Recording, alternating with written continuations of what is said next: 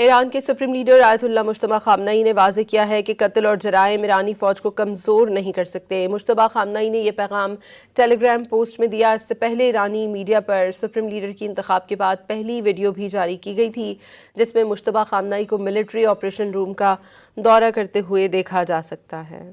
ایران کے supreme leader آیت اللہ مجتبیٰ خامنئی نے واضح کیا ہے کہ قتل اور جرائم ایرانی فوج کو کمزور نہیں کر سکتے۔ مجتبیٰ خامنئی نے یہ پیغام ٹیلی گرام پوسٹ میں دیا۔ اس سے پہلے ایرانی میڈیا پر سپریم لیڈر کی انتخاب کے بعد پہلی ویڈیو بھی جاری کی گئی تھی، جس میں مجتبیٰ خامنئی کو ملٹری آپریشن روم کا دورہ کرتے ہوئے دیکھا جا سکتا ہے۔